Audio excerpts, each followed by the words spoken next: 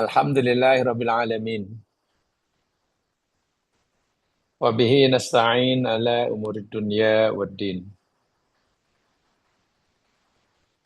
Salatu wassalamu ala asyrafil anbiya wal mursalin.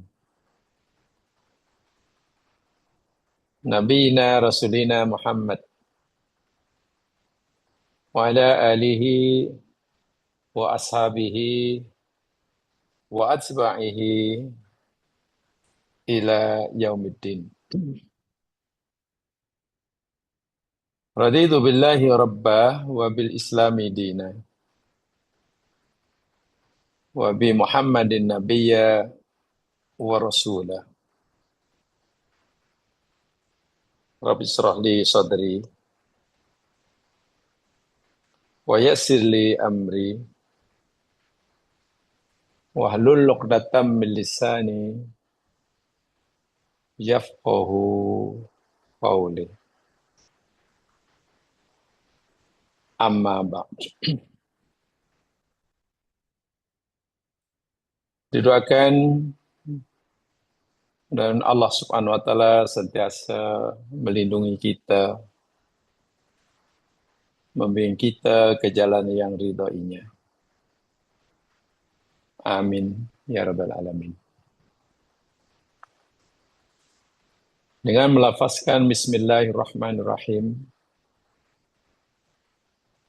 dan mengikhlaskan niat kita masing-masing, marilah kita membuka hati kita selebar-lebarnya untuk memudahkan kita menerima nur ilahi, cahaya hidayah Allah melalui firman-firman di dalam kitab sucinya. Karena sekuat dan seterang apapun cahaya Al-Quran, jika akan dapat memasuki, menembusi hati manusia yang tertutup. Jika seseorang tidak mendapatkan cahaya Al-Quran, nur hidayah Allah, bukan karena cahaya hidayah tidak cukup terang dan kuat, tapi ianya karena penutup hati seseorang itu terlalu tebal. Sehingga nur ilahi yang sangat kuat itu pun tidak mampu menembusinya. Sebab itulah berusaha untuk sentiasa membuka hati, mengikhlaskan niat. Cara yang paling berkesan untuk menghilangkan sesuatu yang menutupi hati, yakni istighfar dan bertaubat. Karena sesuai dengan sabda Nabi, bila seseorang anak Adam melakukan maksiat dan dosa, maka akan ada nuktah sauda, bintik hitam di dalam hatinya. Buat dua dosa ada dua bintik hitam. 3, 4, banyak. Makin banyak dosa yang dikaukan, makin banyaklah bintik-bintik hitam. Sehingga hati tertutup. Sebab itu, di samping kita memohon pengampunan dan bertaubat dari dosa-dosa yang dah terlanjur dilaku oleh kita adalah juga berusaha untuk tidak mengulangi kesalahan-kesalahan yang lalu yang kita terlanjur melakukannya. Dengan cara seperti itu, insya Allah akan membuka mata hati kita sehingga mudah kita menerima peringatan, pengajaran daripada Allah Subhanahu wa taala melalui firman sucinya. Amin. Jamaah yang dirahmati Allah sekalian, kita akan teruskan kajian kita surah At-Talaq. Dan saya ingin menambahkan uraian surah At-Talaq ayat yang pertama, di mana minggu lepas kita telah pelajari keratan ayat firman Allah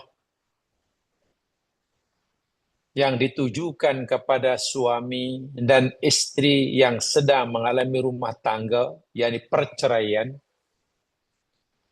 dan istri masih sedang menjalani iddah.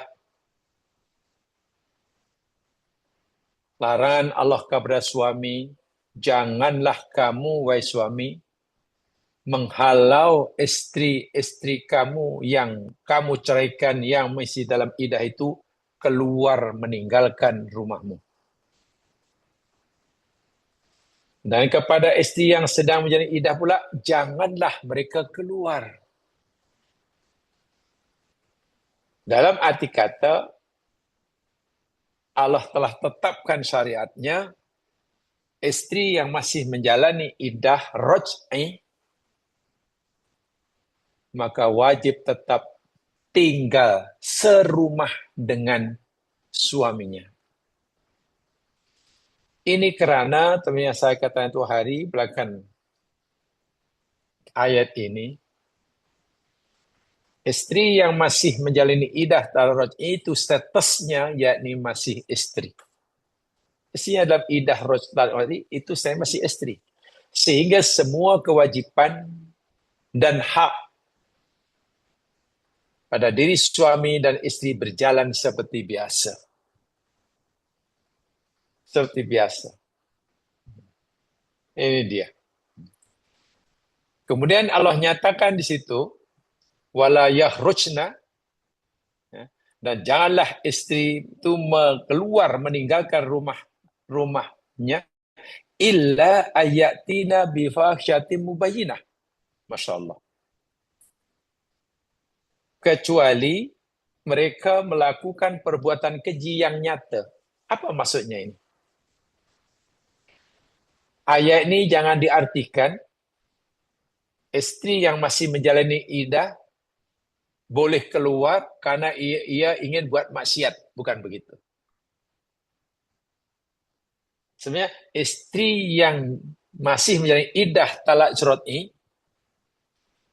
tidak dibenarkan meninggalkan rumah yang selama ini tinggal bersama suaminya, dan jika ia melakukan juga, bermakna istri itu telah melakukan perbuatan keji yang nyata.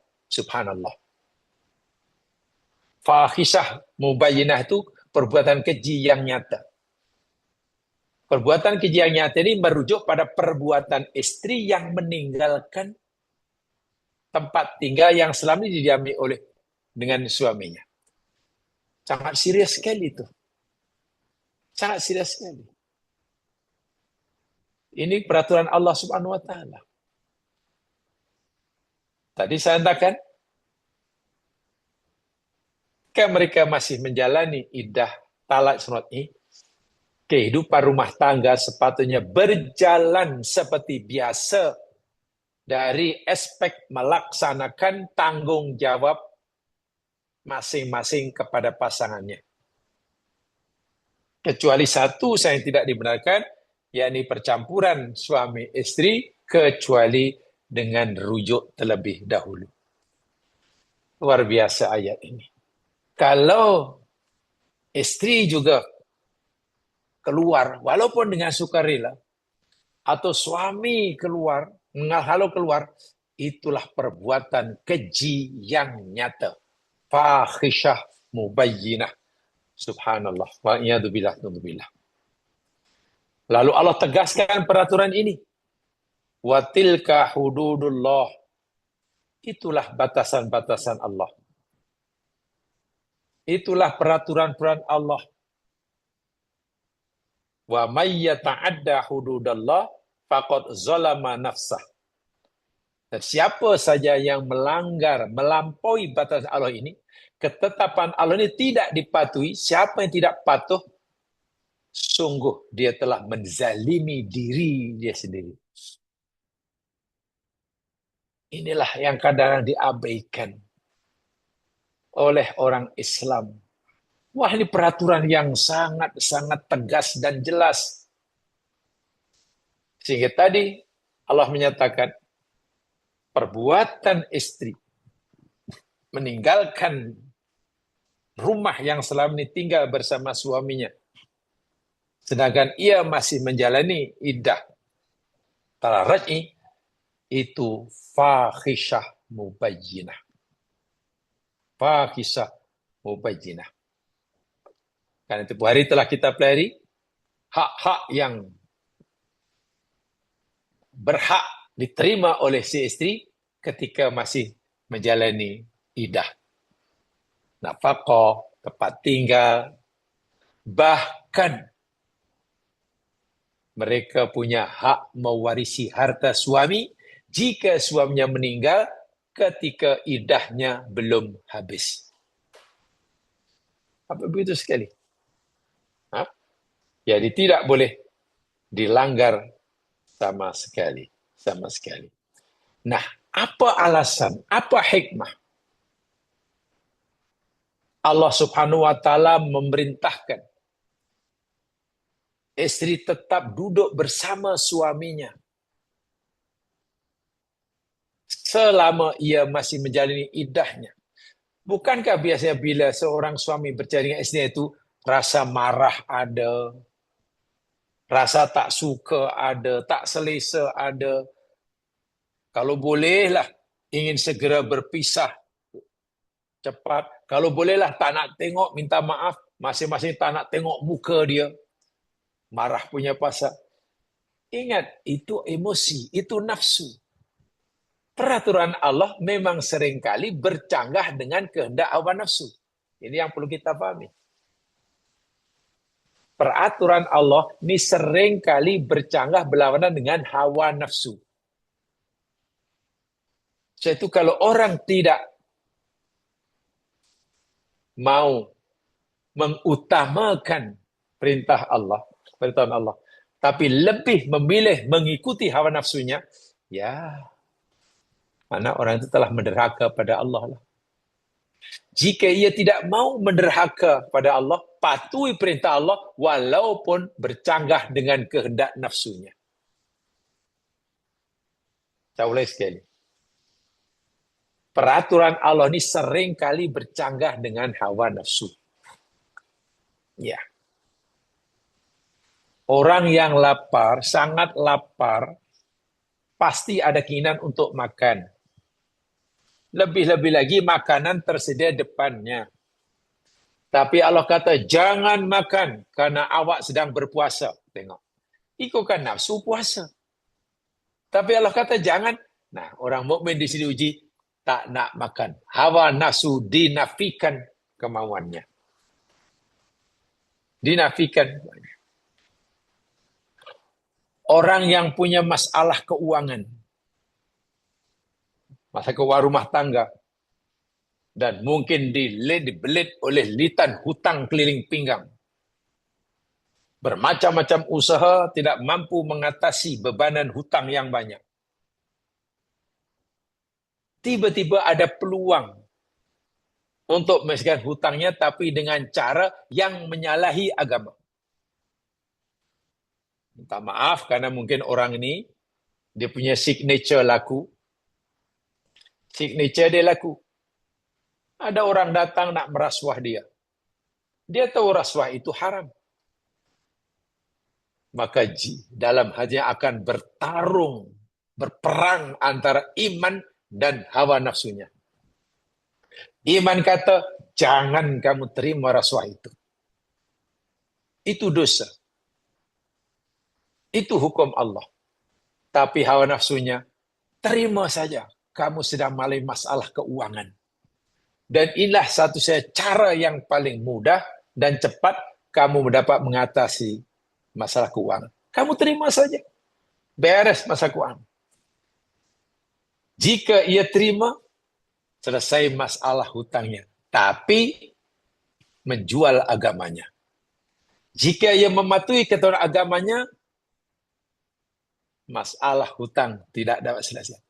Di sini sentiasa bertarung setiap hari dalam diri kita antara hendak memenuhi, mentaati ketetapan Allah dengan mengikuti hawa nafsu. Dahulu pernah saya sampaikan, Nabi Musa, Nabi Ibrahim, dan semua Nabi. Nabi Ibrahim kalau ikut hawa nafsunya, ikut emosinya, fitrahnya, pasti sangat menyayangi Ismail.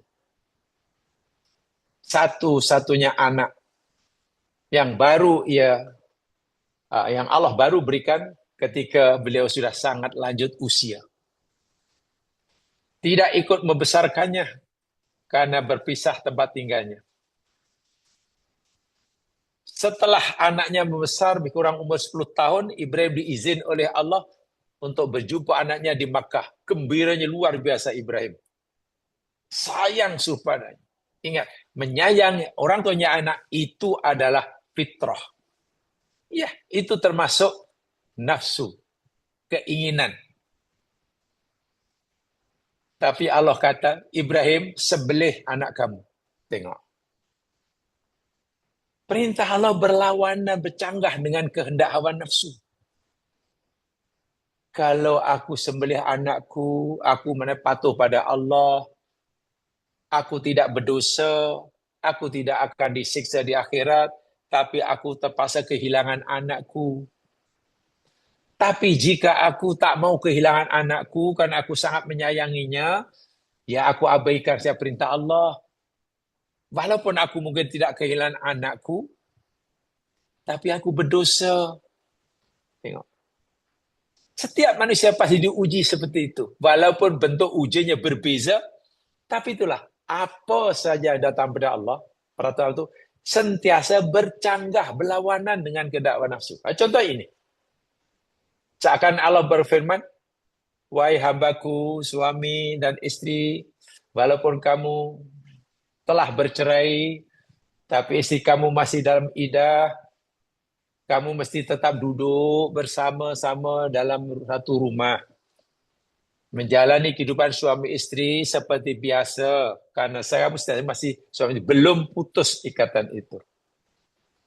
Jangan sekali-kali kamu keluar meninggalkan rumah suamimu, kata Allah pada istrinya. Dan jangan sekali kamu, wahai suami, halau istrimu keluar.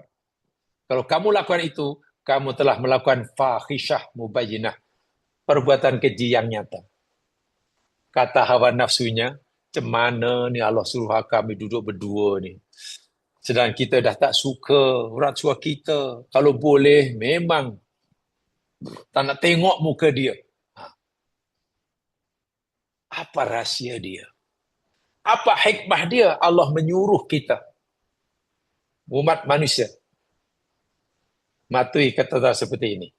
Hikmahnya ya mas kan, ada dalam keratan ayat yang terakhir itu di hujung ayat, la tadri la'allallaha yuhdithu ba'da dzalika amra.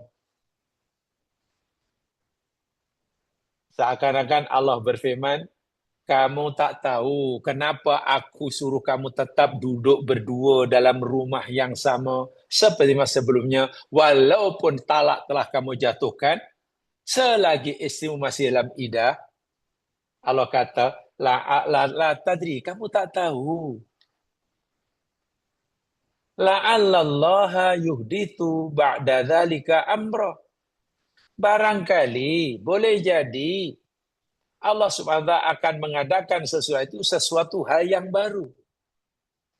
Maknanya, Allah akan memberikan kamu jalan keluar perkara yang kamu tak pernah terfikirkan sebelumnya. Dan apa yang Allah nak tunjukkan, yang Allah nak berikan pada kedua anak Adam itu, tentu kebaikan bagi keduanya. Kebaikan bagi keduanya. Ya, satu di antara maksudnya, agar perceraian itu, talak itu tidak berakhir dengan perceraian, Tapi talak tadi, hendaklah bercantum semula. Tetap tidak memutuskan ikatan perkawinan. Dalam bahasa Melayunya, rujuk. Walaupun telah ditalak tapi masih dalam idah, jangan terus dilepaskan. Tapi hendaklah rujuk. Semasa ketika idah belum habis. Ini. Jadi ayat terakhir di zaman sekarang sebetulnya Allah hendak menyampaikan kepada kita dari aspek psikologi. Iya, dari aspek psikologi. Kamu tidak tahu, boleh jadi Allah akan mengadakan sesuatu yang baru bagi kamu ketika kamu masih tetap duduk serumah selama masa idah. Ayat ini sesuai kaitannya dengan aspek psikologi. Jadi tafsir yang tepat, cara mentafsirkan kerata ayat ini adalah kita tafsirkan dari aspek psikologi. Baik, saya coba menyampaikan, ya Mas sekalian, begini ya, penjelasan dari sudut dari aspek psikologi ayat yang terakhir ini, begini. Ayat ini dipercayai oleh sarjana Muslim, khasnya mereka yang memahami dalam ilmu psikologi sebagai apa dipanggil terapi kognitif namanya. Semacam bentuk terapi kognitif. Dan tingkah laku yang berkesan untuk mengatasi kebimbangan, kemurungan, keputusasaan akibat krisis dan masalah yang berlaku. Tidak niafi, suami istri yang telah cerai dan masih dalam idah pasti emosinya terganggu. Pasti kebahagiaannya terganggu. Yang ada yakni murung, bimbang, macam putus asa, karena ada masalah. Bagaimana orang yang sedang mengalami masalah kejiwaan yang tidak ringan. Maka Allah menawarkan solusi, Allah menawarkan satu terapi, namanya terapi kognitif. Jadi maklum, kognitif itu yakni bermaksud yakni sesuatu yang berkaitan dengan proses mental atau aktiviti otak untuk mendapatkan ilmu, untuk memahami suatu masalah, memproses maklumat. Nah, itu kognitif lah. Bila ada masalah, kan kita coba memahaminya. Kita berusaha untuk memahaminya. Kita berusaha untuk memecahkannya. Kita berusaha untuk mencari jalan keluarnya. Kita berusaha untuk mengenal puncanya apa. Di mana silapnya. Dan berusaha untuk mencari cara membetulkannya. Itu semua kerja otak. Proses otak yang sedang mencari bekerja sendiri, itu namanya kognitif. Jadi ini terapi kognitif yang luar biasa. Yang luar biasa. Bagaimana penjelasannya? Begini. Ya, saya ingin tafsir ini uraikan dari tafsir dari aspek psikologi ya. Yani at-tafsir al-nafsi wat tarbawi. Jadi penafsirannya dengan pendekatan tafsir psikologi, at-tafsir an-nafsi wat tarbawi, dan mendidik. Jadi semacam psychological and educational interpretation ayat ini. Pertama, apa yang nak disampaikan Allah melalui ayat ini? Ini dari aspek psikologi. Ayat di zaman sekarang memberikan apa dipanggil dalam bahasa Arabnya itlaqul amali wa tajdidit tafauli. Ketika Allah menyuruh mereka tetap tinggal bersama, karena Allah kata, kamu tak tahu bahwa suatu hari aku akan memberikan sesuatu yang baru bagi kamu. Apa itu? Itlaqul amal wa tajdid tafaul. Yakni melepaskan harapan. Allah tetap memberi harapan kepada orang yang sedang berputus asa. Allah tetap memberikan harapan kepada orang sedang menghadapi masalah. Allah tetap ingin memperbaharui sikap optimisme kepada mereka yang sedang kehilangan sifat optimis. Karena waktu itu mungkin sudah bersifat pesimistik. Jadi renewing optimism. Memperbaharui sikap sifat optimisme. Karena biasanya bila orang ada masalah berat, dan dia tidak tahu macam mana cara menyelesaikan masalah, orang biasanya akan lebih bersikap pesimistik. Itu dari segi jiwa. Apalagi buntu. Apa aku nak buat? Kenapa aku ini bingung? Risau, murung. Nah, ayat ini, Allah memberikan harapan kepada orang berputus asa. Allah akan tetap membina, membangunkan sikap optimistik kepada orang yang sedang dilanda sikap pesimistik. Caranya diyakini, dipatuhi apa yang Allah sampaikan ini. Ilajul ya'si. Jadi ayat ini yakni sebagai penawar sikap keputusasaan. Orang putus asa tak tahu apa nak buat, tiba-tiba Allah kata, sudah, ikut sajalah apa yang aku tetapkan. Kamu tak tahu. Boleh jadi suatu saat nanti aku akan berikan solusinya. Bayangkan. Allah yang berkata itu pada orang yang sedang putus asa.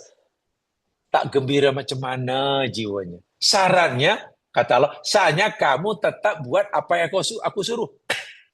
Aku suruh kamu tetap duduk berdua dengan pasangan, ya sudah ikuti saja.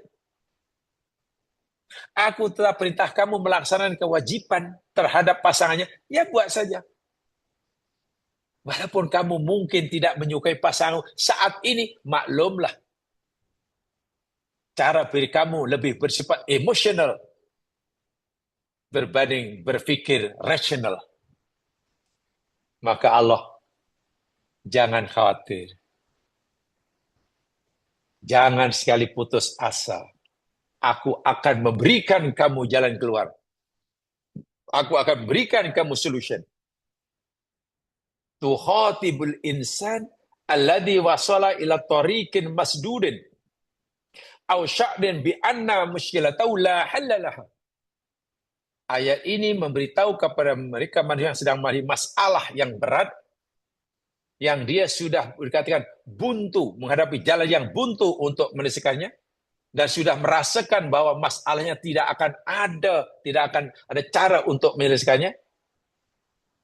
Lituhbirau bi anal ahwala la tadumu ala halin. Dengan ayat ini Allah memberitahu pada hamba yang itu bahwa masalah kamu, kesusahan kamu, kemurahan kamu ini tidak akan berkekalan. Akan berubah suatu saat. Akan berubah suatu saat. Wa anal mustahil la wujuda lahu fi qamusil qadilah. Karena tidak ada benda yang mustahil berlaku bila Allah menghendaki ia berlaku. Dan yang kata masalah kamu itu tidak akan berkekalan, pasti ada jalan keluarnya, itu yang kata Allah. Bayangkan. Ini perlunya kita bermuamalah, berinteraksi dengan Al-Quran, firman Allah. Mesti ada keyakinan begitu. Ya mas sekalian, kalau seseorang menghadapi masalah, lalu jumpalah mungkin dengan seorang konsultan yang hebat, penasihat yang hebat, jumpalah pakar motivasi yang tersohor, itu pun percaya. Boleh percaya, tenang, hati aku telah mendapat nasihat daripada konsultan itu. Hati saya menjadi tenang sekarang setelah mendengarlah sarahan pakar motivasi ulung itu. Kalau ucapan manusia yang belum tentu betul pun, itu pun kita percaya dan hati jadi tenang, bagaimana mungkin kita orang mukmin tidak percaya kata Allah? Nah, ini pelik nih. Apa yang Allah katakan pasti benar. Takkan itu kita tak percaya. Sementara apa yang disampaikan oleh pakar motivasi, Belum tentu betul. Itu pun orang percaya. Disinilah ujian iman. Ini ujian iman yang berat. Ya. Jadi, nadratun ijabiyah lil mustaqbal. Firman Allah yang berbunyi, kamu tak tahu, boleh jadi Allah akan menciptakan sesuatu yang baru bagi kamu. Boleh jadi Allah akan memberikan kamu jalan keluar daripada masalah kamu. Ini nadratun ijabiyah mustaqbal. Allah perintahkan hambanya masalah ini untuk sentiasa berpandangan positif melihat masa depan. Dalam bahasa Melayu, seberat apapun masalah yang dihadapi oleh kita dalam pelbagai kehidupan, serumit, sesusah apapun problem yang kita alami, hingga mungkin kita buntu seakan-akan tak ada jalan keluar, Allah menawarkan solusi. Dengan syarat kita yakin dan patuh apa yang Allah perintahkan. Kalau digunakan dengan bahasa kita lah, seakan-akan Allah berfirman, seakan-akan ini, dan kalau gunakan bahasa kita lah, kepada hambanya saya masalah dan mengadunya pada Allah, mohon pada Allah akan menyelesaikan masalahnya, seakan-akan Allah kata, jangan sedih, esok masih ada. Seakan-akan Allah kata begitu. Esok masih ada. Walaupun hari ini hari yang gelap bagi kamu, tapi esok hari yang cerah. Dan yang beri jaminan itu Allah. Saya ulangi. La'allallah yuhdis. Jangan la'alla ini, sebenarnya terjemahannya ada dua. Kalau la'alla dikaitkan dengan manusia, kata la'allakum tatakun. La'allahum yarsudun. Mudah-mudahan kamu. Itu mana mudah-mudahan. Harapan. La'alla bila dikaitkan kita, maknanya kita berharap. Tapi kalau dikaitkan dengan Allah, la'allallaha, tidak mungkin bermaksud mudah-mudahan Allah. Allah berfirman, takkan Allah kata mudah-mudahan Allah. Tak. La'alla bila dikaitkan Allah itu dengan kepastian. Bukan harapan. Saya ulangi ya. Kalimat la'alla itu kalau dikaitkan dengan manusia, maksudnya mudah-mudahan. La'allakum tattaqun, mudah-mudahan kamu bertakwa. Ya. La'allahum yarshudun, mudah-mudahan mereka mendapat petunjuk. Iya. Tapi kalau Allah kata la'allallaha, maknanya bukan mudah-mudahan Allah menciptakan, Allah pasti gitu. Allah sih yang kata, aku pasti akan memberikanmu jalan keluar. Syaratnya kamu si patuh apa yang aku telah tetapkan dan yakin kepada janji aku. Masya Allah. La wujudalahu. Kenapa? Tazra fi nafsil intidari ajmal. Allah sedang menanamkan dalam jiwa hambanya yang patuh padanya intidarul ajmal, menunggu hari esok yang lebih cerah. Taghyirin nadrah lil musibah min kauniha nihayah ila kauniha fursah li farjah jadidah. Ketika menghadapi musibah, maka ia melihat hujung pengamat musibah itu adalah kebahagiaan. Inna ma'al usri yusra. Allah sendiri berfirman. Fa inna ma'al usri yusra. Sesungguhnya bersama kesusahan itu ada kemudahan. Itu Allah sendiri yang kata. Dan Allah tidak akan mengingkari janjinya. Ini rahasia yang pertama. Ya. Jadi Allah ingin memberikan harapan dan juga untuk menimbulkan sikap optimisme kepada orang-orang yang sudah putus harapan, pada orang yang sudah di rundung sikap dan sifat pesimisme. Yang keduanya idaratul azimat wa taqlil minal qalaq.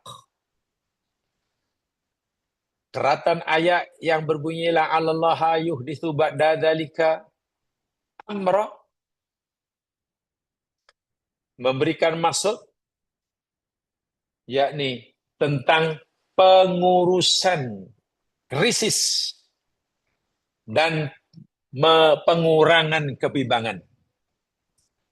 Bila Allah kata, Allah pasti akan memberikan kamu jalan keluar. Mana Allah memberitahu kepada kita bagaimana cara terus mengatasi krisis rumah tangga dan bagaimana cara mengurangi kebimbangan. Sebab orang itu pasti dilanda kebimbangan, keputusasaan, kegelisahan. Dan Allah menawarkan cara untuk mengurangi, bahkan menghilangkan kerisauan. Allah mengajar dia bagaimana cara mengatasi, menghadapi krisis. Sehingga benar-benar orang yang akan punya kuasa. Nah, ini kalau dalam bahasa psikologi, jamaah sekalian, ini dipanggil cognitive restructuring. Cognitive restructuring. Kalau dalam bahasa psikologi, yang saya tahu lah. Dan luar biasa, ini pakar psikologi mengakui semua ini. Saya tak tahu pakar psikologi khasnya orang barat pernah baca ini atau tidak. Tapi yang pasti saja Muslim semakin mencintai Al-Quran. Karena rupa-rupanya ilmu kajian psikologi yang mereka pelajari ini rupanya ada dasarnya dalam Al-Quran. Dan Quran telah memberitahu kepada manusia 1400 tahun yang lalu. Tak canggih macam mana maklumat Al-Quran. Para pakar baru mengetahui hari ini, tapi Quran telah memberitahu 1400 tahun yang dahulu. Tentang cognitive restructuring ini. Bagaimana nak mengurus krisis, mengatasi krisis, mengurangi kebimbangan, mengurangi rasa gundah gulana dan sebagainya. Iqafut tafkiri al-kariti dalam bahasa Arabnya, yakni menghentikan pemikiran yang merusakkan. Ya sekalian, bila orang menghadapi masalah itu biasanya cara berpikirnya semua yang negatif. Jangan-jangan nanti tak akan begini, bagaimana kalau nanti begini. Itu namanya at-tafkir al-kariti. At-tafkir al-kariti. Apa itu? Ya itulah pikiran yang tidak baik lah. Catastrophic thinking. Kalau dalam istilah psikologi. Catastrophic thinking. Dan itu tidak baik. Dahlah ia sedang menghadapi masalah, berfikirnya pula nanti ginilah. Semua yang susah, semua yang menakutkan. Tapi Allah kata, jangan begitu. Jangan fikir yang bukan-bukan, kamu akan bertambah sengsara, zahir batin. Karena aku, kata Allah, pasti akan tunjukkan jalan keluar. Syaratnya hanya satu, kamu ikut peraturan aku dan yakin kepada aku. Indama yas'ul insanu bidiqin. Ketika seseorang manusia telah merasa sempit hidupnya, berat masalah yang dihadapinya. Yamilu akluhu litaswiril muskilat annaha abadiyah. Mulalah pikirannya, imajinasinya menggambarkan, berpikir bahwa kesusahan ini tidak akan ada penamatnya. Wow, udah. Nampaknya musibah, masalah aku hadapi ini tidak akan ada penamatnya nih. Tak tahulah bila akan berakhir. Orang cenderung berpikir begitu. Wal ayatu taksuru hadinamat bi ibaratin badadali. Dan ayat ini menghentikan pemikiran itu. Seakan-akan, hai manusia, jangan kamu begitu. Jangan kamu pikir masalahmu tidak akan ada nuktahnya. Ada. Yang kata ada, yakni Allah. Ada nuktahnya. Mimma yakni al-musirat mu'aqqata wala nihaya. Bahwa masalah seberat apapun yang kamu rasakan, itu hanya bersifat sementara. Dan ia pasti ada penamatnya. Subhanallah. Ini yang dipanggil katastrofik. Satu istilah yang merujuk pada satu keadaan, peristiwa, atau penyakit yang kesannya sangat-sangat destruktif, bersifat masif, dan fatal. Contoh, kata kalau dalam penyakit, orang ditimpa penyakit, dan penyakitnya ini sangat teruk lah, kronik. Dan sudah berobat, tapi nampaknya masih juga belum memberikan kesan. Jumpa macam-macam dokter tukar-tukar, tapi nampaknya ya perubahannya tak begitu ketara sangat. Dan karena itu biasanya pasien akan mula berpikir, pasien akan mula berandai-andai, berimajinasi, nampak gaya penyakitku ini pasti akan berkekalan nih. Tak akan ada sembuhnya. Dan bukan tak ada sembuh, pasti kesan akibat penyakit ini pasti akan menyebabkan rusak organ tubuh aku, menyebabkan ini nanti rusak, ini organ rusak. Akan berpikir itu. Nah, berpikir yang seperti itulah yang dipanggil at-tafkirul kariti. Itu yang disebut sebagai catastrophic thinking dalam ilmu psikologi. Dan itu tidak baik. Itu tidak baik. Karena Allah kata, kenapa kamu pikir sejauh itu, sedahsyat itu? Begitu menakutkan. Kamu dahlah sedang mengalami musibah, lalu kamu kira, pasti musibah itu akan berakhir. Itu sudah dasar. Pasti kesannya akan nanti ini kesannya, lagi itu susah hilang. Subhanallah. Di mana letak iman seorang mukmin? Di mana nak meletakkan keyakinannya kepada Allah Rabbul Alamin? Jika itu dibiarkan, cara berpikir yang merusak itu dibiarkan bermaharajalela, pasti orang akan kehilangan keyakinannya kepada Allah sebagai Rabbul Alamin. Dan itu bahaya. Karena itu kaitan dengan akidah. Dan kita boleh bayangkan apa yang akan berlaku, nasib apa yang akan menimpa orang ini ketika ia sedang berfikir begitu tentang Allah. Seakan-akan musibah yang dialami terlalu dahsyat sehingga Allah pun tak mampu nak menyelesaikannya. Sehingga fikirannya bukan-bukan. Karena difir Allah pun tak mampu menyelesaikannya, akhirnya langsung tak bergantung harap pada Allah. Dan ia meninggal dalam keadaan hilang keyakinannya kepada Allah sebagai Rabbul Alamin. Bagaimana nasib orang ini di alam barzah, di akhirat.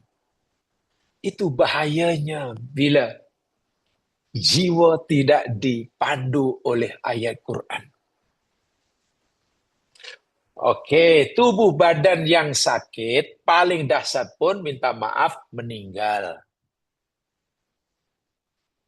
Masalah kehidupan yang dialami, katalah orang bekerja, mengenai masalah pekerjaan, orang berniaga, mengenai masalah dalam perniagaan, asyik rugi aja, mula-mula untung banyak, lama-lama untung sikit, lama-lama untung tidak, rugi pun tidak, lama rugi tapi tak untung, mula-mula rugi sikit, lama-lama banyak. Wah, dia pun sudah mulai berpikir yang bukan-bukan. Macam mana nih? Aku sudah berusaha macamnya. Jangan-jangan ini akan bekalan. Tak akan ada nutahnya. Dan nanti kesannya bila aku rugi sebulan lagi, pasti habis. Aku hilangnya. Cara begini sebenarnya sangat-sangat ditegah oleh agama Islam. Itu dipanggil at-tafkir al-kariti kalau dalam bahasa Arabnya. At-tafkiru al-kariti. Dan itu salah. Itu adalah dilarang oleh agama. Catastrophic thinking. Mana larangannya? Allah kata, kenapa kamu fikir sejauh itu? Kenapa kamu membayangkan kesan dan akibat Impak yang begitu dahsyat menurut andaian kamu dan khayalan kamu. Sedangkan aku pasti akan memberikan kamu jalan keluar dengan syarat kamu ikut apa yang aku suruh, patuh pada peraturan aku, dan menyerahkan masalahnya kepada aku. Kan bahaya itu. Inilah seringkali orang gagal diuji itu ketika inilah. Sebab sahabat, kalau masalah tidak selesai, katalah rugi tak dapat diatasi, ya paling rugi terus itu dari senang jadi susah. Jadi punya sesuatu, tak punya sesuatu. Kalau dia sakit, paling tinggi, ya minta maaf, meninggal. Tapi jika hati rusak, sudah kehilangan baik sangka kepada Allah, sudah kehilangan iman pada Allah, dan ia meninggal ketika dia sudah hilang kepada Allah. Wal'iyadzubillah. Rusaknya hati itu akan memberatkan nasibnya di akhirat. Sebab itulah dalam Quran bila timpa musibah dah sabar. Memang itu setan umumnya sabar. Tapi macam mana nak sabar? Kena faham ayat-ayat yang memberikan maklumat saintifik dari aspek psikologi. Saya ulangi. Bila ditimpa musibah, kita disabar. Iya, ada ayatnya, ada hadisnya. Ramai orang jatuh. Tapi kalau kita tanya, macam mana kita nak sabar? Kita bukan tanya apa itu sabar. Kita tanya macam mana kita mampu bersabar terhadap ujian. Salah satu cara yang paling berkesan, kita dalam memahami ayat-ayat Allah, di mana ayat itu ada kaitannya dengan aspek kejiwaan, psikologi. Karena sabar itu kerja hati, kerja jiwa, bukan kerja mata. Sabar itu kerja hati sepenuhnya. Hati mampu melakukan kesabaran jika dia faham panduan yang Allah berikan, satu di antaranya yakni ayat ini. Jadi tidak boleh ada tiba musibah, ada masalah karena murung lalu berfikir yang bukan-bukan. Oh, ini dah saya nampaknya tak tahulah. Ini nampaknya tak akan berakhir kesusahan ini. Dan kesannya pasti akan dahsyat, akan begitu, akan begini, begitu, begini. Subhanallah. Itu cara yang ditegah oleh agama dengan ayat la'allallaha yuhdithu ba'da dzalika amra. Jamaah yang ada sekalian, berikutnya at-taslim bal itmi'nan. At-taslim dan itmi'nan, berserah diri. Bila Allah kata, pasti aku akan memberikan kamu jalan keluar. Seberat apapun masalahmu, aku akan ikut bantu selesaikan kamu. Serumit apapun problem kamu, aku akan tunjukkan nanti bagaimana mengatasinya. Bila Allah kata itu, kita mesti taslim. Kita mesti berserah diri secara total. Dan yakin. Al-ayah tad'u ila ilqa'i a'ba'it tadbir Allahi. Ayat ini menyeru kita, mengajak kita untuk meletakkan beban kepengurusan masalah kita ini kepada Allah sepenuhnya. Ya Allah, aku serahkan masalahku ini kepadamu, ya Allah. Terpulang padamu, ya Allah, hendak menyelesaikan masalah ini seperti apa. Walaupun aku tidak tahu, ya Allah, cara engkau menyelesaikan masalah ini, tapi aku yakin engkau mampu menyelesaikannya. Kita katakan begitu pada diri kita, kepada Allah, dengan syarat kita layak kata begitu jika kita telah patuh apa yang Allah suruh buat. Peraturan Allah telah kita patuhi. Tak boleh kita langgar peraturan Allah, lalu kita serahkan biar Allah menyelesaikannya. Tak boleh. Tidak boleh. Jadi walaupun kalimat itu mudah, ya Allah, aku serahkan masalahku ini padamu, ya Allah. Selesaikan masalahku, ya Allah. Dan aku yakin, ya Allah, jika engkau mendakinya, engkau mampu menyelesaikannya. Mudah kita ucapkan, tapi syaratnya kita mesti telah mematuhi ketetapan Allah. Dalam ayat berkaitan konteks ayat ini, bila Allah suruh tetap duduk berdua, ya kena patuh. Bila Allah suruh tetap menjalankan tanggungjawab dan kewajiban sebagai suami isteri seperti biasa, ya kena buat. Segala peraturan itu kena diutamakan. Walaupun mungkin bercanggah dengan nafsunya, dengan keinginannya. Dan seterusnya, dan seterusnya. Ini penting sekali. Mimma yuqallilu minat tawaturul usbi wan nafsi an natijah an muhawalati sayturah ala kulli umuril hayah. Yang dapat mengurangkan bila orang sudah berserah diri kepada Allah, meyakinkan, menyerahkan usaha pada Allah dan yakin Allah akan menyelesaikannya. Karena kewajiban dia hanya patuh apa yang Allah suruh buat. Apa yang Allah suruh tinggal. Itu aja kewajiban dia. Tak lebih daripada itu. Lalu menyerahkan segala masalahnya kepada Allah, maka ia akan dapat mengurangkan ketegangan. Yuqallilu minat tawaturil asbi wan nafsi.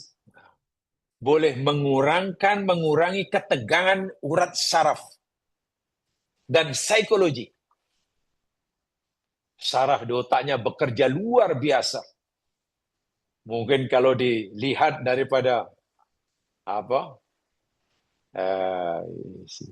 EEG-nya, kan gelombang otak boleh dilihat dari peralatan EEG ya. Kalau jantung kan ECG ya. Ini EEG, mungkin ya Allah grafiknya mungkin kacau. Bukan bahwa otak bekerja sangat kuat, ligat, sehingga sarafnya boleh katakan tak pernah rehat. Tegang. Jiwanya demikian juga. Grafik jantungnya, getaran jantungnya, denyutan jantungnya. Dilihat daripada misalnya membaca ECG-nya, pun tidak teratur. Boleh mengurangi itu. Akibat daripada usaha yang masuk semua aspek kehidupan. Caranya apa? Berserah diri. Tenang. Masalah itu terlalu berat bagi kita, tapi kecil bagi Allah jika Allah menghendaki. Problem itu terlalu rumit bagi kita sehingga kita buntu. Tak tahu menyelesaikannya. Tapi ya benda yang tak ada artinya bagi Allah jika Allah menghendaki.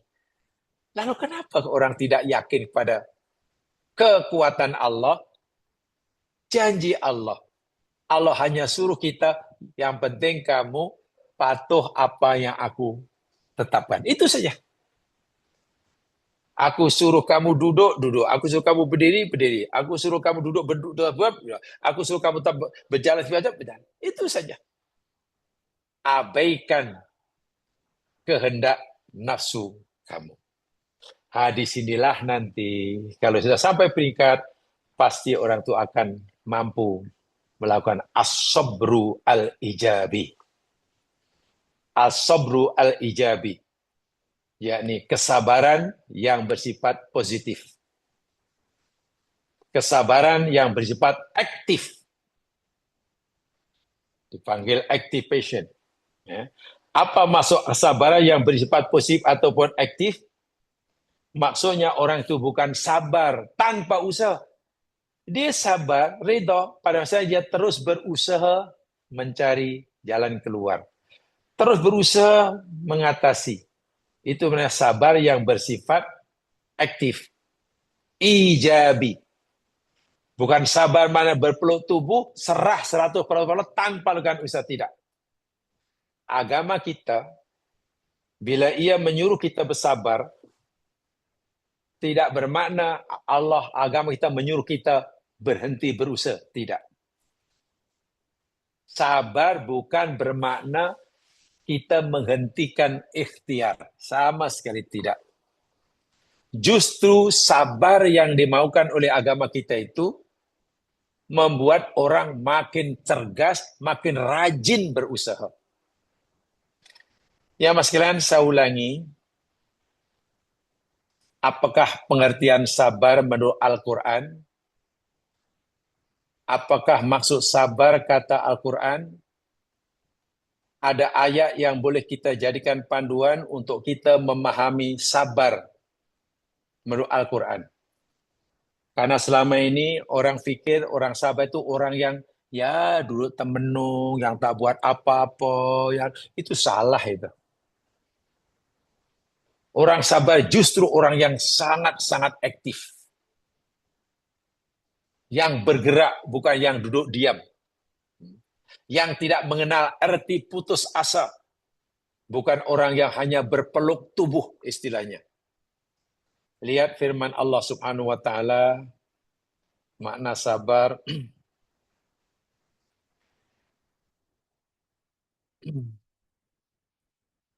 Di dalam surah Ali Imran. Coba lihat.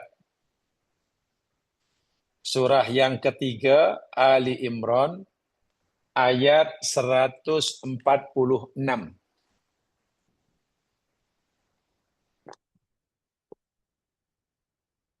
Ali Imran 146.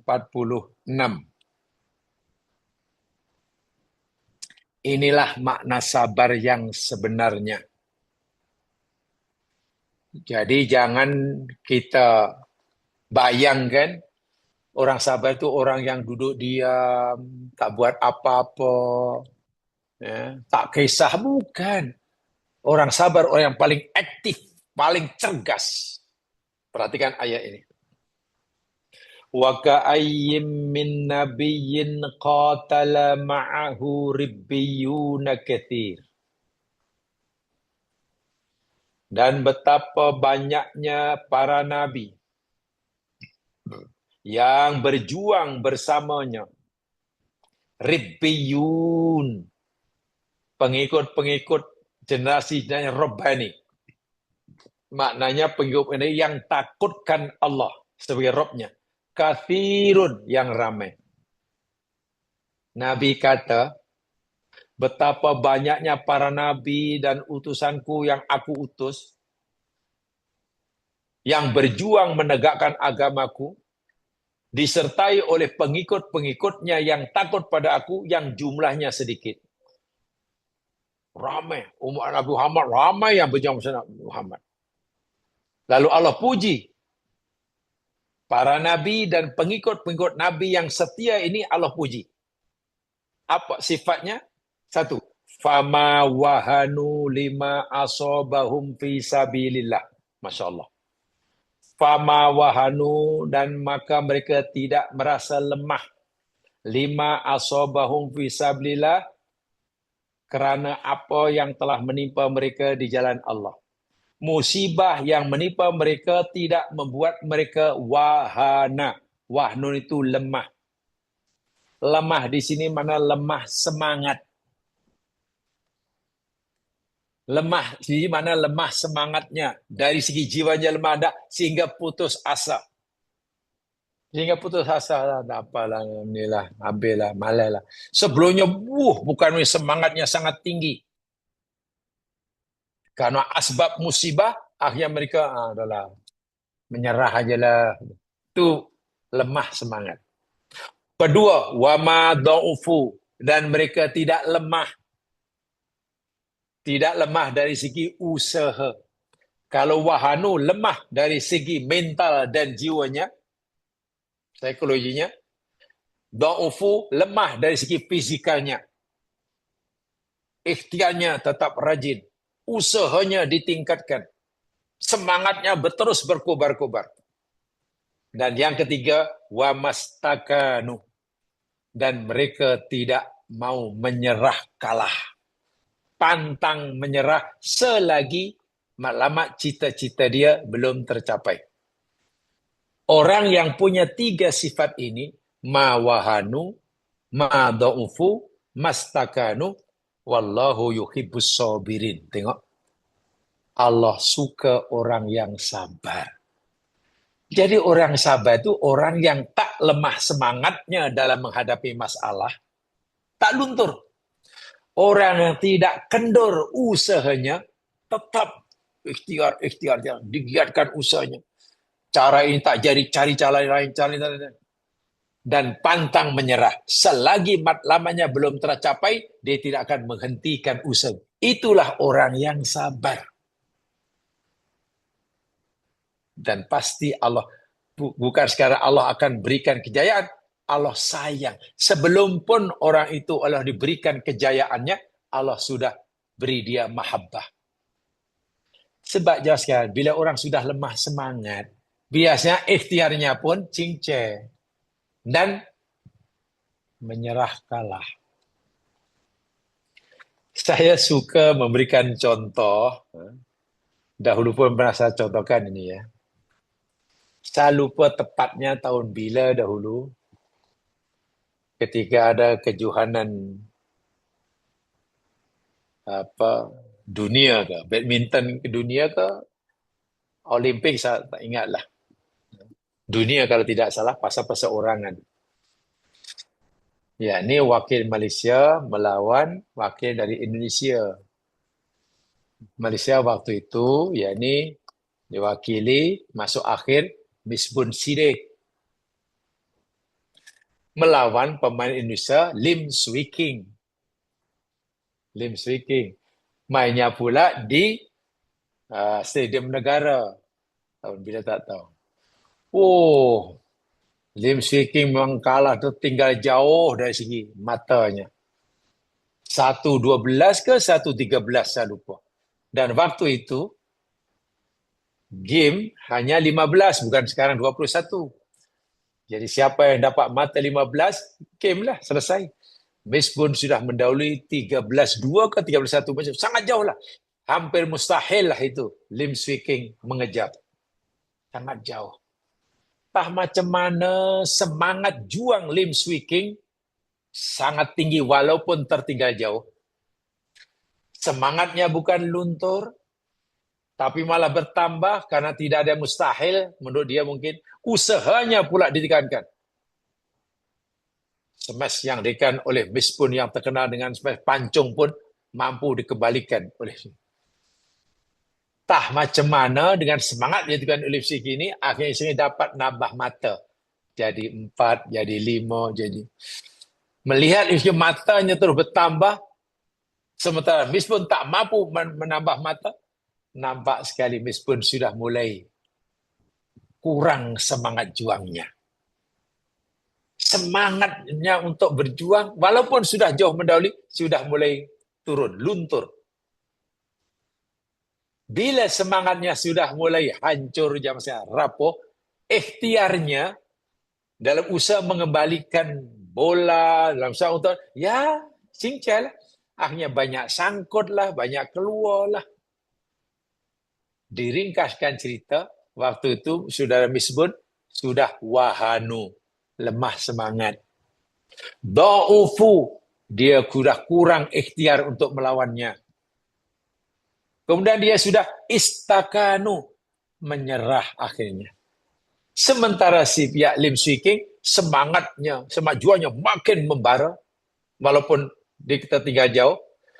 Usahanya untuk mendapatkan nambah mata makin tinggi dan pantang menyerah. Akhirnya siapa yang menang jadi juara? Lim Swee King. Heboh satu negara. Heboh satu negara. Besoknya surat khabar, berita harian ke apa. Oh, masa itu memang Lim Swee King pakai bomoh katanya. Dia bawa bawah Jawa, so itu meskipun kalah. Gamaknya dia yang bagi komentar itu tak baca ayat 146 ini agaknya. Kalah, bila orang tak sabar kalah. Sabar itu maknanya tidak luntur semangat juangnya selagi belum mencapai matlamatnya. Tidak berkurang ikhtiarnya, pantang menyerah. Pantang menyerah. Ibarat kita sakit, ada orang jatuh. Karena dah berumur, bila jatuh, ya tulangnya patah. Doktor kata, cik, tulang cik ni patah ni. Tapi insyaAllah makan masa jugalah untuk tak pulih semula. Caranya encik rajinlah. buatlah fisioterapi cik ya. Ya, berarti buat ini hari-hari gini. Ya semangatlah. Karena katanya dia harapan untuk sembuh. Oh, belilah peralatan exercise. Karena dia nak buat fisio sendiri di rumah. Tapi setelah buat 2 minggu macam tak ada kesannya. Dah hampir 3 minggu macam akhirnya orang tu, nampaknya aku hari buat fisio pun tak berkurang pun. Tak ada hasil pun. Malas lah. Semangatnya untuk merawat penyakitnya dah kurang.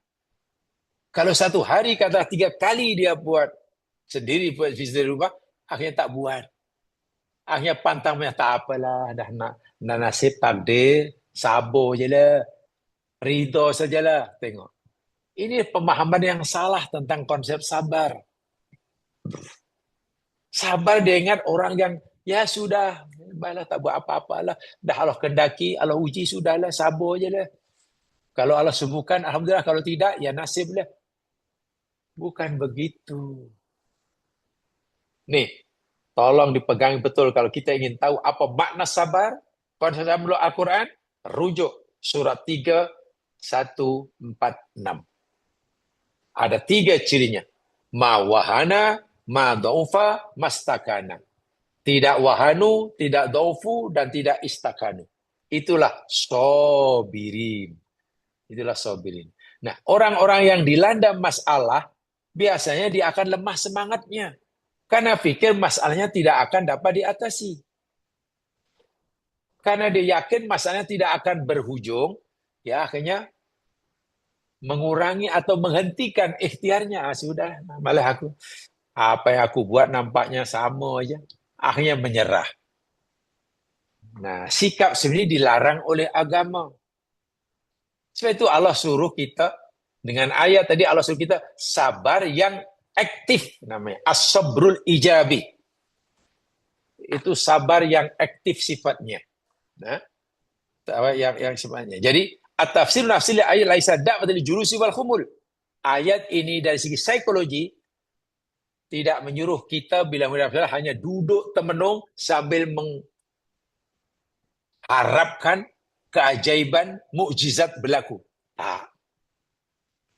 Bila berlaku musibah, masalah, Allah tak suruh kita duduk temenung, menegakkan tangan, menunggu keajaiban berlaku. Tak. Kena usaha. Terus menerus. Bal huwa sabrun wa tafaul. Dan ia terus bersabar, berikhtiar, dan tafaul. Sentiasa bersikap optimistik. Tafaul itu optimistik. Tidak boleh pesimistik.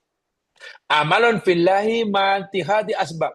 Sentiasa berharap pada Allah disertai dengan berusaha menjalani kehidupan sesuai dengan sunnatullah. Hiya da'watun li'adamil istijal bil ya'si.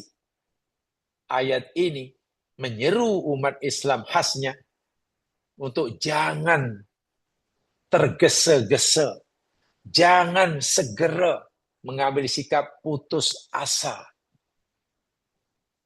Seakan-akan segalanya hancur.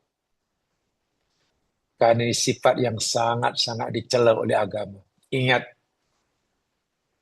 doa yang Nabi tak pernah tinggal, yang Nabi panjatkan, yang Nabi baca sebelum salam, Allahumma inni a'udzubika minal hammi wal hazan, wa a'udzubika minal ajzi wal kasal, wa a'udzubika minal jubni wal bukhli, wa a'udzubika min ghalabat dain wa rijal. Tengok. Nabi memohon pada Allah agar Allah jauhkan daripada sikap hammi wal hazan. Sedih melihat masa depan yang bagi dia macam gelap gulita. Kan itu hanya andaian. Sedih memikirkan peristiwa yang telah lalu. Melihat apa yang berlaku sedih. Wah, yang berlalu, yang telah lalu tak akan berubah. Kenapa terus dipikirkan hingga dia sedih? Yang masa depan, hari depan belum tentu. Kenapa dia sedih? Tengok. Hamun dan Husnun. Hamun itu sedih melihat masa depan. Fikirannya sudah bayangkan. Masa aku akan begini, pasti akan begini. Sedih. Takut. Tak boleh. Nabi mengajak kita agar kita mohon perlindungan pada Allah. Mila aji wal kasri. Sifat lemah dan malas. Apa bezanya? Lemah itu kita ada keinginan untuk buat tapi tak ada kemampuan. Itu namanya ajzun. Ada keinginan untuk buat tapi tak ada kemampuan. Sementara kasal, malas itu ada kemampuan untuk buat tapi tak mau buat. Ini sifat yang buruk sekali yang Nabi suruh umatnya sentiasa berlindung pada Allah. Agar Allah jauhkan kita daripada ajzun dan kasal. Lemah itu yakni kita ada keinginan untuk buat, tapi tak ada kemampuan. Sementara malas itu ada kemampuan nak buat, ada peluang nak buat, tapi tak mau buat. Oh, itu bahaya sekali. Bahaya sekali. Dalam Islam sifat sebenarnya adalah tercela. Ingat jam sekian ya, sesuatu yang dilarang oleh agama, yang tidak disukai oleh agama ini, bukan sekadar bercakap bohong saja. Sesuatu yang dibenci oleh agama, bukan sekadar menipu saja. Sesuatu yang dibenci oleh agama, yang dilarang oleh agama, bukan sekadar makan daging kaki pendek saja. Iya, termasuk yang dibenci oleh agama, malas, ajzun, hamun, husnun, putus asa. Tapi masalahnya karena kita mungkin dahulu dalam pengajian Islam yang diajarkan kita ini, kita kurang ditekankan benda-benda ini larangan Allah, sehingga ramai orang Islam sekarang merasa tak bersalah walaupun dia hamun, husnun, azun, putus asa. Mungkin merasa tak bersalah karena dianggap benda itu biasa. Tapi dia akan bersalah jika mungkin makan kaki pendek ke, merasa berdosa bila mencuri ke. Semua itu larangan Allah. Ditambah pula kadang-kadang kajian-kajian yang kita ikuti, uraian-uraian tentang agama yang kita ikuti, kami tidak banyak membicarakan benda-benda larangan Allah dari bab ini. Jarang kan orang katakanlah banyak hari Jumat khatib akan berkhutbah. Dan salah satu daripada rukun khutbah yakni memberi peringatan pada jamaah untuk bertakwa pada Allah. Ittaqullah. Sidang Jumat yang berbahagia. Bertakwalah kamu kepada Allah SWT dengan sebenar-benar takwa. Dengan melakukan segala perintahnya. Seperti mana solat, zakat, puasa. Dan meninggalkan larangannya. Seperti mana berjudi, minum arak, dan berzina. Biasanya diberikan contoh mengerjakan perintah hal itu, solat, zakat, puasa. Bila sebut larangan Allah, lalu contohkan minum arak, judi. Dan itu diulang-ulang. Bukan salah, tapi masalahnya, contoh betapa itu, yakni melakukan surah Allah, contohnya solat, contohnya puasa. Sedangkan jamaah itu semuanya dah solat. Semua dah puasa. Kita mesti meninggalkan larangan Allah sebenarnya berjudi, minum arak. Manalah orang yang ahli masjid minum arak dan judi? Coba ditukar sikit. Contoh perintah Allah itu, jangan hanya sholat saja. Kita mesti tahu ada Allah dengan segala perintahnya. Perintah Allah itu seperti mana kita amanah. Kita mesti rajin bekerja. Kita mesti berhusnudzon kepada sesama muslim. Dan kita dalam meninggalkan larangan Allah. Termasuk larangan Allah itu yakni malas. Malas dalam semua hal. Coba kalau itu dicari contoh, mungkin jamaah nanti terbeliak. Wih, iyalah. Rupanya masih banyak kita ni walaupun ahli masjid melakukan larangan Tuhan. Selama ini bila sebut larangan Allah hanya minum arak dan judi. Masalahnya mana ada orang yang ahli dan kaki masjid itu minum arak begitu. Ya ini terserah khotib lah, khotib kena bijaksana lah. Janganlah bagi contoh takwa Allah, suruhan Allah, larangan itu hanya itu ya tiap Jumat seluruh negara. Jadi khotib mesti kreatif lah, kreatif. Tapi ya tak boleh salahkan khotib juga, karena yang dibaca itu bukan tulisan dia, dia sudah ada teks tinggal baca ya. Nanti kalau dibaca pula ada jamaah repot kacau pula. Tapi rugilah pengajian jamaah sekalian ya, usroh lah bahasa umumnya. Yang paling ramai orang menghadirinya, majelis usroh yang paling ramai orang menghadirinya, yakni hari Jumat. Khutbah itu, tengok yang mendengar. Wih, ratusan jemaah, setengah majelis ribuan. Sebab itu kalau tajuk yang disampaikan itu benda yang biasa-biasa saja, atau bahkan diulang-ulang, ya Allah, saya tak kata rugi, tapi kurang beruntung. Coba kalau khotib ini kreatif, aku pastikan ratusan ini, karena bukan senang nak menghimpunkan seramai itu. Kuliah Maghrib tak seramai itu. Peristiwa apa peringatan Maulid mungkin tak seramai itu. Kalau ramai pun tak semua mendengar. Kalau Maulid kan biasanya lain sudah tunggu makanan, sibuk dengan hidangan. Sebab itu kalau tajuk yang saya itu benda yang biasa-biasa, ruginya lah melepaskan peluang yang jadi kena ditukarlah. Cari contoh-contoh perintah Allah yang masih ramai jamaah belum melakukannya. Cari larangan-larangan Allah yang jamaah masih ramai melanggarnya. Nanti terbeliak itu jamaah. Pasti akan, oh iyalah, rupanya kita masih banyak dosa. Tapi kalau diingatkan, kita mesti meninggalkan larangan Allah. Contohnya minum arak, contohnya berjudi. Ya jamaah akan kata, Alhamdulillah saya dah tak minum dah. Saya tak pernah minum, saya tak judi. Merasa sudah baik. Karena contoh yang diberikan, memang mereka dah tinggalkan. Contoh perintah yang diberikan oleh khotib, jamaah telah melakukannya. Jadi merasa tidak bersalah, merasa telah sempurna. Dan itu diulang-ulang tiap minggu. Itu kita mengharapkan memang. Ya, saya sekali lagi tidak menyalahkan khotib karena khotib hanya membaca. Nak menyampaikan karangan sendiri malah tak. Ya, jadi masalah pula masalahnya. Ini as-sabrul ijabi. Kesabaran yang bersifat aktif atau yang positif. Di samping dia menyerahkan masalah pada Allah agar Allah menyelesaikannya, ia tidak henti-hentinya. Tidak berputus asa, tidak lemah semangat, pantang menyerah, melakukan usaha. Bila semua itu telah dilakukan jamaah sekalian, firman Allah yang berbunyi la Allah la tadri la Allah tuhyu badalika amra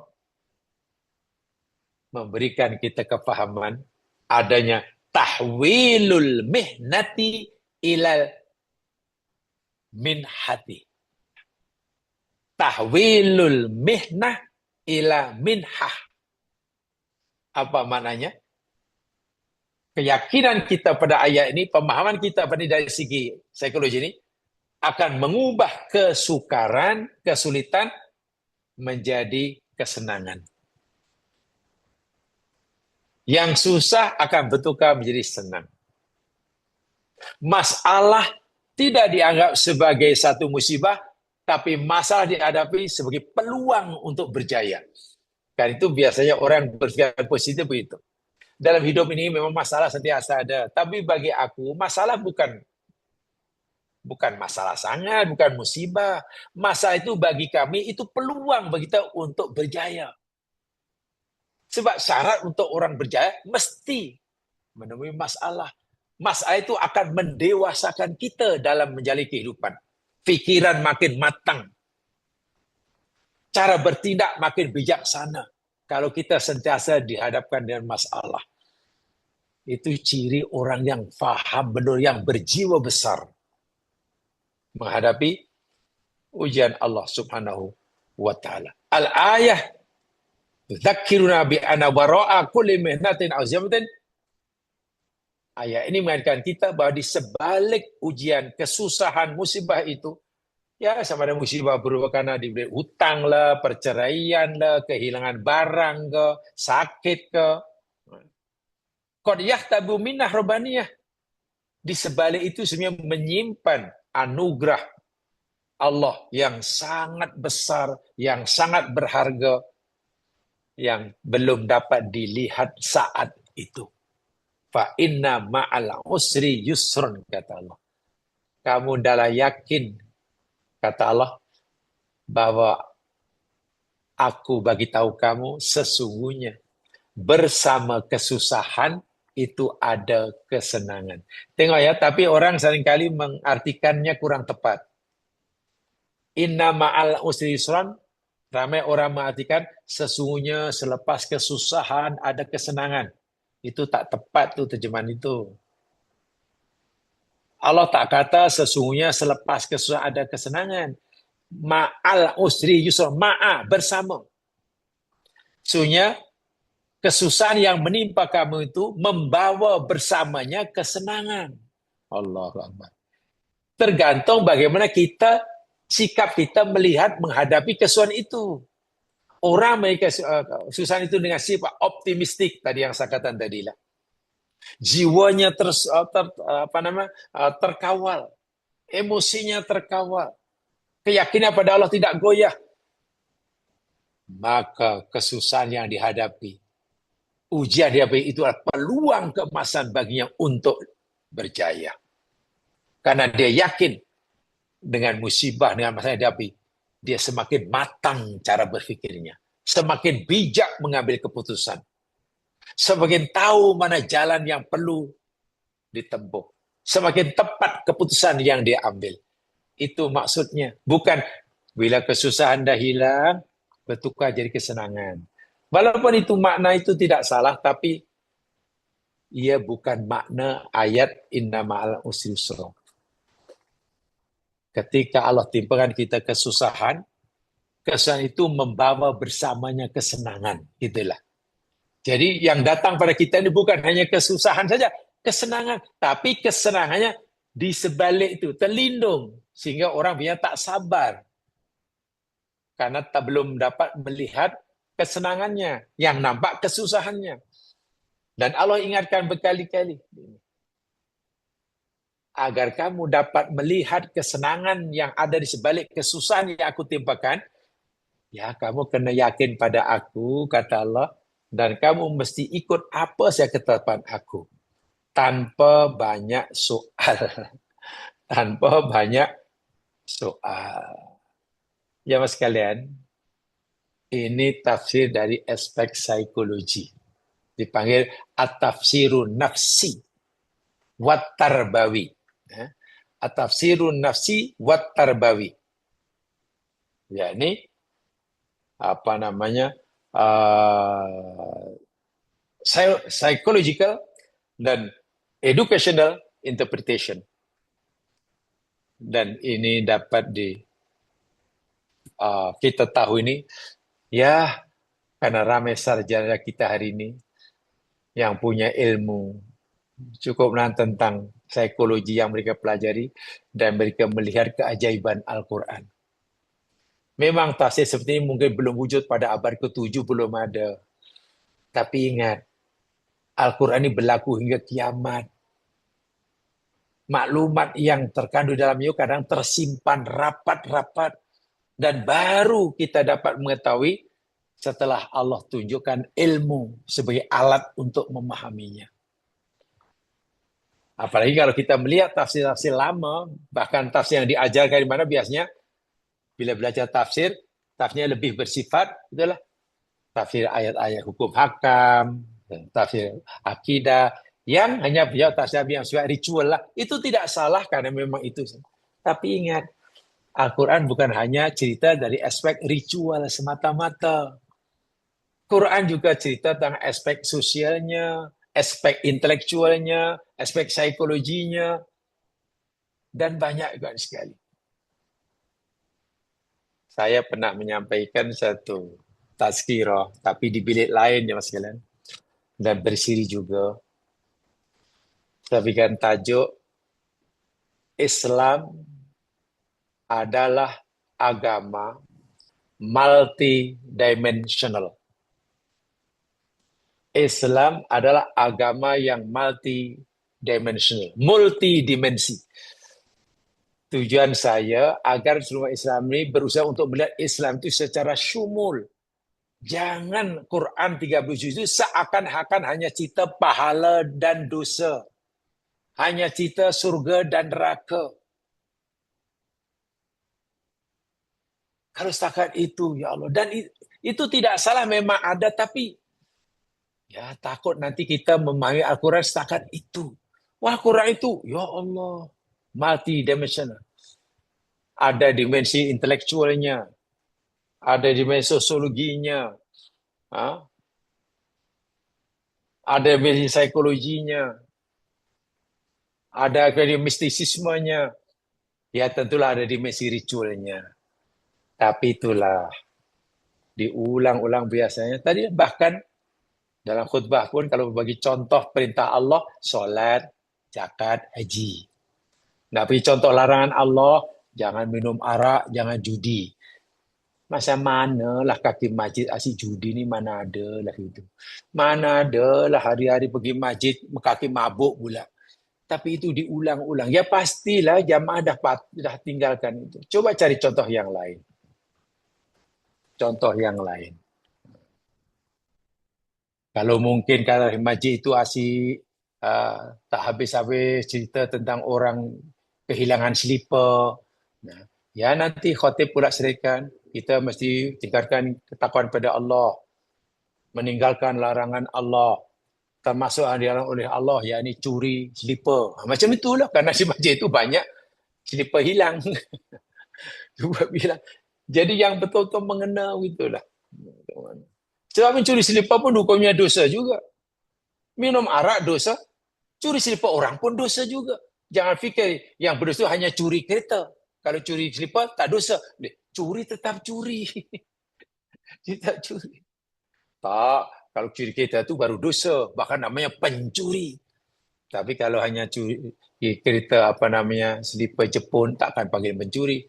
Ini pemahaman yang betul-betul kurang tepat lagi. Itu ya mas kalian. Saya rasa saya cukupkan itu uraian saya ayat pertama ya. InsyaAllah nanti kita sambung ayat yang kedua. Apa yang ada dalam kedua itu, dan itu masih sebenarnya sambungan bagi ayat yang pertama. Itu masih ada kaitan ya ayat pertama. Ya, ini masih berkaitan dengan masalah rumah tangga yang sedang mengalami masalah perceraian. Jadi Allah memberikan garis panduan yang perlu dipatuhi ima oleh suami, pihak suami yang menceraikannya, wa ima pihak istri yang diceraikannya. Dan ini termasuk hukum yang perlu ditegakkan. Bukan segala mata hukum syariah, tapi kesannya bila dilanggar, akan mempunyai impak yang sangat besar dalam mempunyai impak sosial yang sangat besar. Impak rumah tangga, impak kepribadian seseorang, dan banyak lagi lah. Dan juga akan memberikan impak yang negatif pada jiwa seseorang itu. Ya itu saja yang saya sampaikan malam ini. Mudah-mudahan memberi manfaat bagi saya. Alhamdulillah kalau dapat kongsi bersama. Kurang lebih yang mohon dimaafkan. Mari untuk membaca Sabih Farah dan Surah Wal-Asr. Subhanakallahumma wa bihamdika asyhadu an la ilaha illa anta astaghfiruka wa atubu ilaik. A'udzu billahi minasyaitonir rajim. Wal 'ashr innal insana lafi khusr illa alladziina aamanu wa 'amilus shalihaat wa tawaasaw bil haqq wa tawaasaw bis sabr. Assalamualaikum warahmatullahi wabarakatuh. Waalaikumsalam warahmatullahi wabarakatuh. Terima kasih Ustaz. Terima kasih Datuk Azmi. Sama-sama. Assalamualaikum. Waalaikumsalam warahmatullahi wabarakatuh. Selamat malam semua. Waalaikumsalam telah. Waalaikumsalam semua. Waalaikumsalam semua.